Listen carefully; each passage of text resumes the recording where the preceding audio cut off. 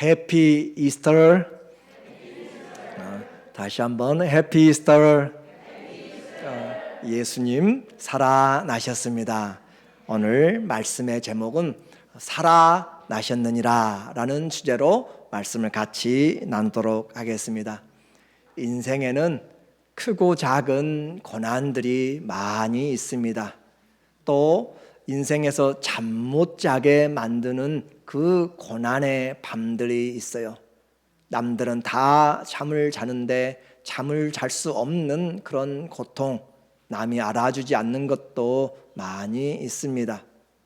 우리가 이 시간을 맞이하기 위해서 주님이 견디셨던 그 고난의 밤을 우리는 한번 생각해 볼 수 있어요.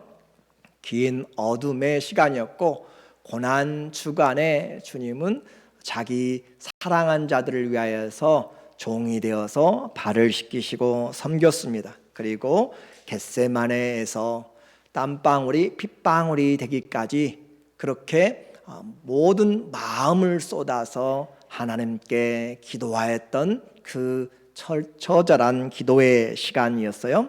그리고 십자가에 못 박히고 유월절의 양으로 주님께서 죽으시는 그 십자가의 시간, 온 하늘이 어두워졌고 주님 침묵 속에 있었던 것들을 알게 됩니다. 그리고 또 그 십자가에서 죽음을 맞이하고 무덤에 묻혀진 그 시간, 안식일이 지나가고 그 저녁이 또 지나갔습니다. 메시아는 죽었고 무덤은 봉인되었고 제자들은 두려워서 숨었습니다. 그 어둠의 시간, 사탄이 십자가에서 승리한 것으로 세상은 생각했습니다. 그러나 하나님은 그 새벽 하나님의 일을 하셨습니다. 왜냐하면 시간의 창조주가 하나님이시고 역사의 주관자가 하나님이시기 때문입니다. 그 하나님께서 그 새벽에 언약에 신실하신 하나님이 문을 여시고 하나님의 약속의 새벽을 열어 제끼셨어요. 오늘 1절에 보니까 1절 말씀에 안식일이 다 지나고 안식 후 첫날이 되려는 새벽에 막달라 마리아와 다른 마리아가 무덤을 보려고 갔더니 새 창조가 시작되는 그 아침, 마리아와 또 안나와 또 살로메와 여러 여자들이 가게 되는데 이들은 이 아침이 무슨 아침인지 몰랐어요. 단지 예수님이 너무 갑작스럽게 몇 시간 만에 사형 선고를 받고 돌아가셔서 장례도 제대로 치러지지 못한 상태에서 또 안식일까지 닥쳤기 때문에 그들은 향품을 더 준비해서 가서 그 주님에게 바르려고 가고 있었습니다. 누가 알았을까요? 아무도 이 새벽에 무슨 일이 일어날지 알지 못했습니다. 기대하지도 못했습니다. 그러나 하나님은 예수 그리스도를 그 사망의 무덤에 그대로 둘 수가 없었습니다. 그래서 주님은 약속대로 일어나셨습니다. 사도행전 2장 23절에 성경은 이야기합니다. 그가 하나님께서 정하신 뜻과 미리 아신 대로 내어준 바 되었거늘 우리는 주님이 힘이 없어서 십자가에 진 것이 아닙니다. 사단이 능력이 많아서 예수님을 십자가에 세운 것이 아니라 우리가 너무나 확실하게 알고 있는 것처럼 하나님께서 때가 되매 아들을 십자가에 세우려고 나타내시려고 그렇게 주님께서 계획하셨습니다. 그래서 하나님의 정하신 뜻이 십자가입니다. 하나님이 미리 아신 대로 주님을 창세 전부터 죽이기로 작정하신 것이 바로 예수님의 십자가의 죽음입니다. 그러므로 우리는 십자가를 볼 때 세상은 비웃고 사단이 승리한 것처럼 보여도 우리는 하나님이 얼마나 온 세상을 하나님의 뜻 안에서 인도해 나가신가를 보는 하나님의 그 역사적인 구속사를 볼 수 있어야 됩니다. 하나님이 내어주니까 세상의 법대로 법 없는 자, 율법은 세상의 법은 로마의 법이고 하나님이 준 법은 율법이죠. 그런데 율법이 없는 자들 로마의 손을 빌려 못 박아 죽였으나 하나님께서 그를 사망의 고통에서 풀어 살리셨느니라. 하나님께서 그를 사망의 고통에서 풀어 살리셨다. 왜냐하면 이는 그가 사망에 매여 있을 수 없었음이라. 예수님은 사망에 매여 있을 수가 없었습니다. 그래서 예수 그리스도는 약속한 시간에 사망의 권세를 깨뜨리고 죽음의 무덤을 열고 일어나셨습니다. 그것이 예수 그리스도의 부활입니다. 꼭 기억할 것은 이 역사의 고난도 그 어떤 환경들도 하나님의 손을 떠나서는 아무것도 일어날 수가 없다는 사실을 우리는 분명히 기억해야 됩니다. 그러므로 하나님이 허락하지 아니하시면 참새가 싼 돈에 팔리는 것들조차도 또 하나님께서 허락지 아니하면 나뭇잎이 떨어지는 것까지도 아무것도 할 수가 없고 우리는 머리카락까지 셀 수 없지만 하나님은 다 세시는 하나님께서 우리를 지키시는 그 하나님인 것을 오늘도 이 부활을 준비하신 하나님으로 우리는 기억을 해야 됩니다. 이 하나님을 모르는 사람들은 염려하고 두려워합니다. 똑같은 24시간을 다 주었어요. 똑같은 24시간이 흘러가는데 여자들은 그 주님을 향하여서 두려워하면서 하나님을 위하여 예수님을 위하여 새벽을 간절히 기다리고 있습니다. 똑같은 24시간을 줬는데 로마의 병정들은 그 무덤을 봉인하고 지키는데 자기들의 순번을 쫓아서 무덤을 지키고 있습니다. 똑같은 시간을 주었는데 다른 사람들은 예수님의 이 십자가의 사건과는 아무런 상관이 없이 그냥 하던 대로 자기들의 삶을 살아가고 있습니다. 모두가 다 자기가 맡은 일, 또 자기 관심 있는 일에 몸과 마음을 쓰고 있는 것이 우리 인생의 모습입니다.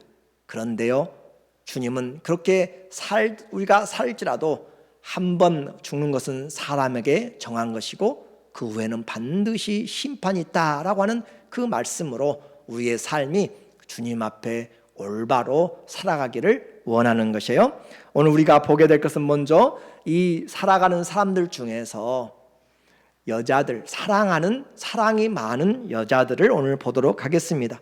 안식 후 새벽 미명에 주님의 향품을 준비합니다. 안식일이기 때문에 멀리 갈 수도 없습니다.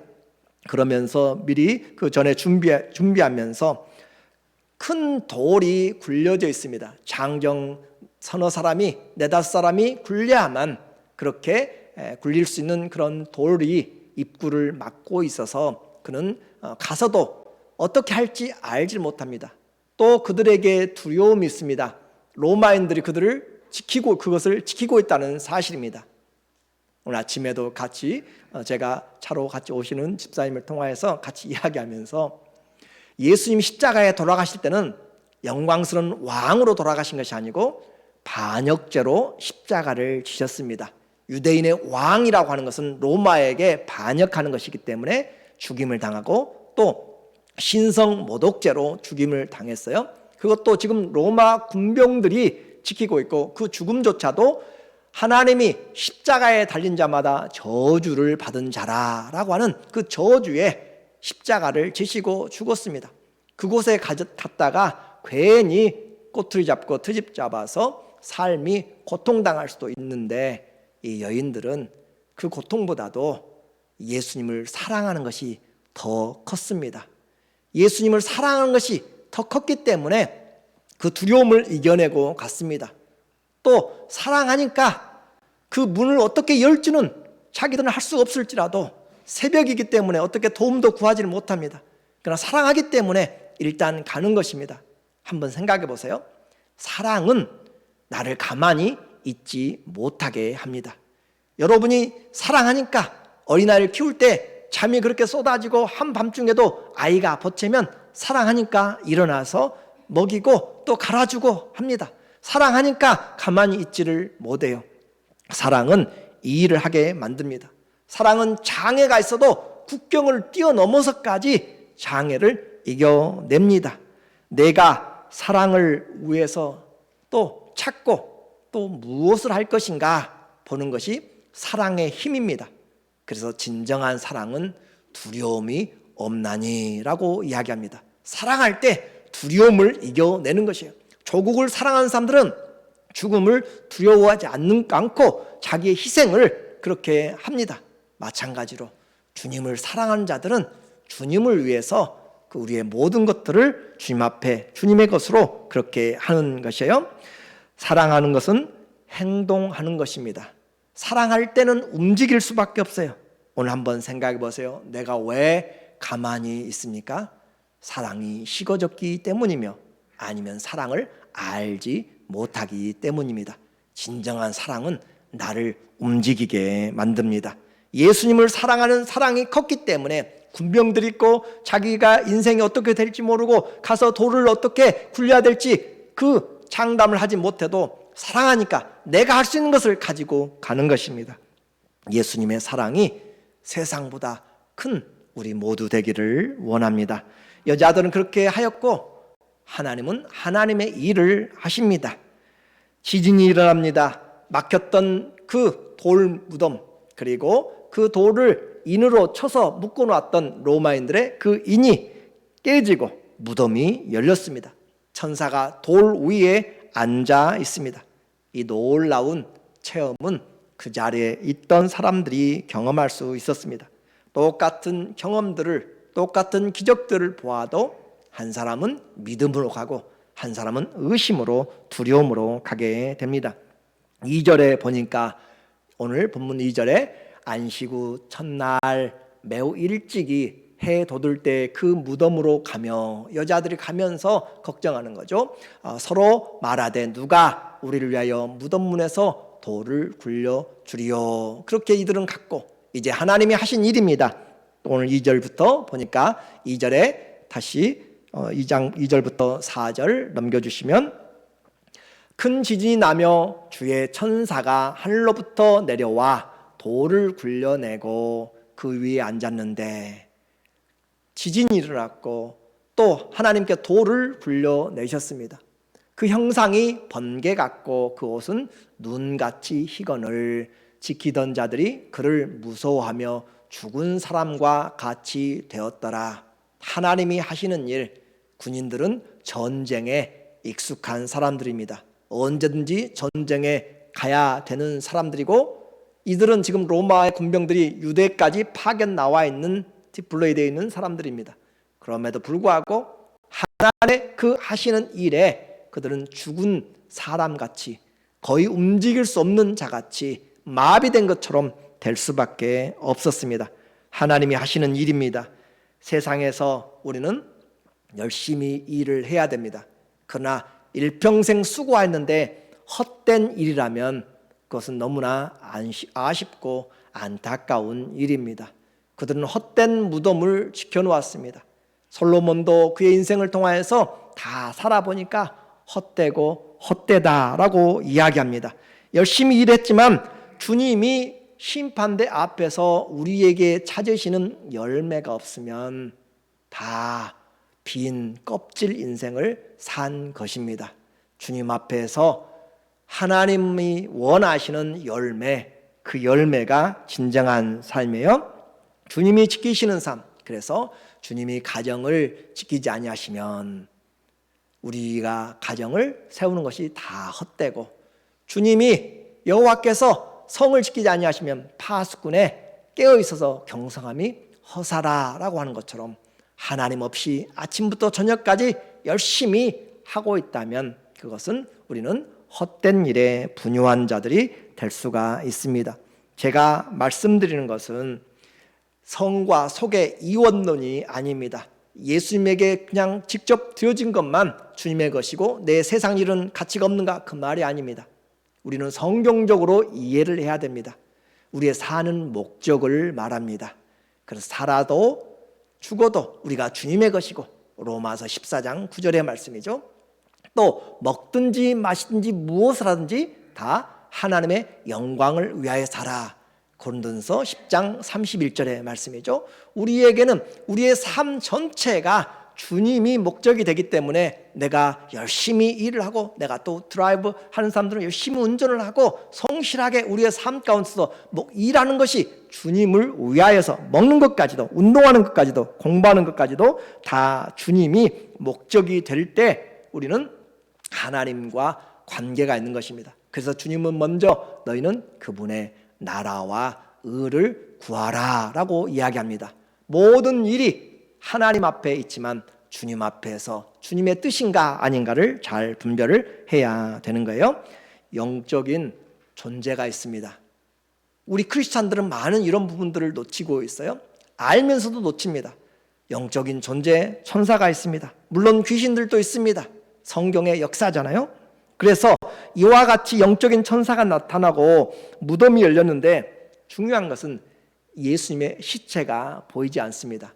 지금 말하려고 하는 것이 뭐예요? 기적이 중요한 것이 아니라 이 여인들이 지금 찾고 있는 것은 지진이 얼마나 크게 났느냐, 천사가 몇 명이 있었느냐, 그것이 문제가 아니라 이 여인들이 찾고 있는 것은 뭐였죠? 예수님이 어디 계신가입니다. 많은 사람들이 기적을 쫓아가요. 본질이신 예수님을 놓치면 안 됩니다. 예수님이 빈 무덤에 계셔야 될 예수님이 안 계세요. 그래서 고민하고 울고 그럽니다. 내 주님이 어디 계십니까? 동산직인 줄 알고 그렇게 물어보기까지 합니다. 우리는 기적이 중요한 것이 아니라 주님을 찾는 것. 오늘 5절에 이야기합니다. 5절 말씀에 천사가 여자들에게 말하여 이르되 너희는 무서워하지 말라. 십자가에 못 박히신 예수를 너희가 찾는 줄을 내가 아노라. 여자들이 찾으러 거기까지 간 이유가 뭐예요? 새벽 미명에 잠 못 자고 기다리면서 통금이 해제되기를 기다려서 가는 그 이유가 뭐예요? 예수님을 보러 간 것이에요. 오늘 이 자리에도 단 어떤 퍼포먼스를 보러 온 것이 아니라 예수님을 보러 온 것이고 예수님의 말씀을 들으러 온 것입니다. 우리의 신앙생활은 분명한 주님을 떠나게 되면 아무리 화려하고 아무리 유명한 자들이 와서 감동 깊은 무엇을 할지라도 물론 은혜가 되겠지만 주님을 찾지 못하면 우리는 헛된 삶을 살아갈 수가 있습니다. 여자들은 죽은 그 주님의 몸을 찾았지만 무덤은 비어 있었습니다. 도둑이 훔쳐간 것도 아니었습니다. 사라진 것도 아니었고 그분은 살아나셨습니다. 6절에 그가 살아나셨느니라. 그가 여기 계시지 않고 그가 말씀하시던 대로 살아나셨느니라. 와서 그가 누우셨던 곳을 보라. 그가 살아나셨느니라. 오늘 이 말씀이 이 설교의 주제입니다. 에이게로라는 뜻입니다. 일어나다라는 그런 뜻입니다. 아나스티스라는 부활이라는 단어입니다. 주님이 일어나셨습니다. 그래서 그가 살아나셨느니라. 말씀하신 바와 같이 그가 살아나셨고 예수님이 부활하셨다라는 사실입니다. 죽은 자 가운데서 살아났습니다. 오늘 이 여자들이 받는 충격, 오늘 그것을 받으면 우리는 최고의 은혜를 입게 될 것입니다. 지금 우리가 느끼는 2000년 전의 그 상황과 오늘 우리가 받고 있는 것은 너무 거리가 있습니다. 예수님이 살아나셨다라고 하는 것이죠. 실제적인 부분을 한번 보겠습니다. 예수님이 살아나셨다라고 하는 그 중요성을 한번 생각해 본다면, 제가 밖에 가서 세상 사람들에게 예수님이 살아나셨습니다 라고 이야기해도 그들은 큰 반응을 보이지 않을 것입니다. 홈리스나 누구에게나, 그러나 성도들에게 예수님이 살아나셨습니다 라고 이야기하면 좀 마음이 달라지고 믿음이 다시 한번 회복될 수 있습니다. 문제는 내가 주님과 어떤 관계에 있느냐에 따라서 그가 살아나셨느니라 라고 하는 말이 우리의 인생에서 큰 영향을 미친다는 것이에요. 그래서 여러분도 우리가 예수님과 어떤 관계에 있느냐에 따라서 그가 살아나셨느니라 라고 하는 것이 나에게 피부로 와닿을 정도 되면 우리는 그 예수님과 더불어 사는 기쁨과 능력을 소유하게 됩니다. 2016년에 나온 영화 리즌이 있습니다. 부활이라는 그 영화인데 그 영화 한가운데서 이런 내용이 나옵니다.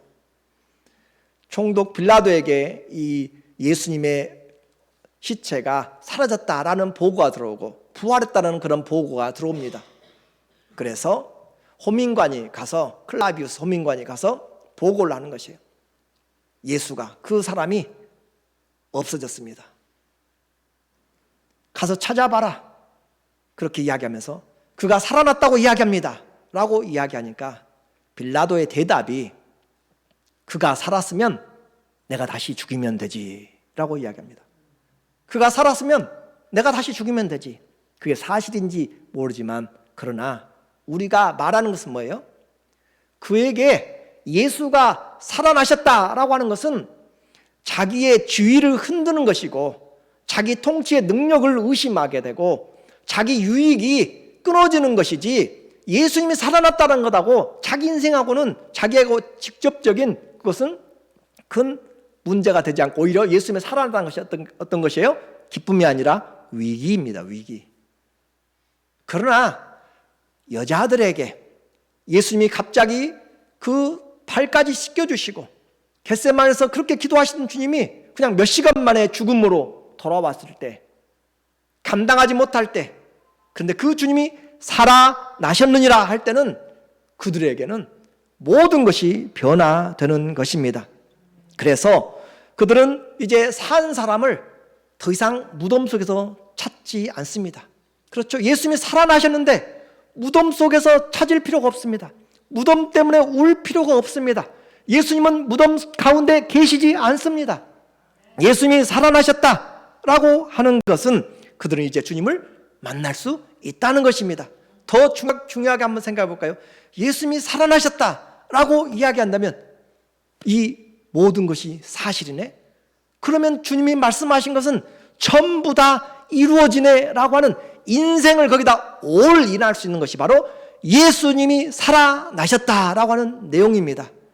예수님과 어떤 관계에 있느냐에 따라서 예수님이 살아나셨다라고 이야기하면 그래 이제는 로마 병정 두렵지 않아. 내 다른 인생 두렵지 않아. 나는 예수님이 하신 말씀이면 콩으로 매실을 쓰든지 무엇을 하든지 나는 전부 다 믿을 수 있어 라고 이야기하면서 믿음으로 살 거야. 그분만 붙잡고 살 거야 라고 결단하게 될 것입니다. 그렇잖아요? 예수님과 어떤 관계에 있느냐에 따라서 그가 살아나셨느니라 라고 하는 것이 내 인생을 바꾸는 범위가 됩니다. 여러분은 그 예수님을 살아났다는 것이 내게 어떤 것인가요? 죽으면 천국에 가겠지라는 것으로만 생각하면 우리의 믿음은 그만큼 영향력이 없습니다.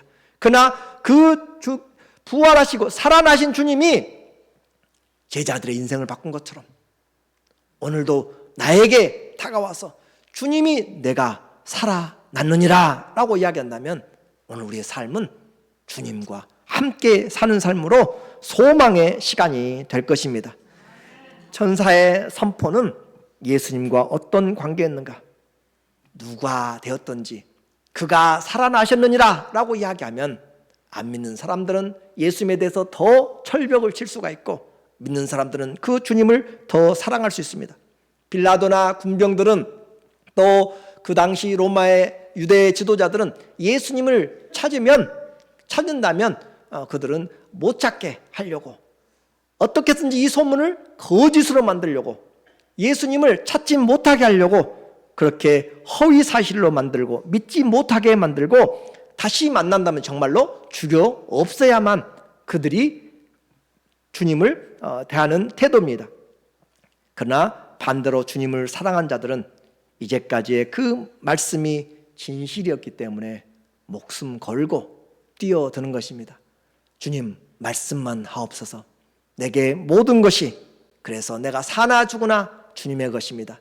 내가 이전과 같이 지금도 온전히 담대하여 살든지 죽든지 내 안에서 주님이 존귀케 되고 주님이 커지기를 원합니다 라는 인생으로 완전히 절대적인 믿음을 갖게 될 것입니다. 자신감입니다. 기쁨입니다. 감사입니다.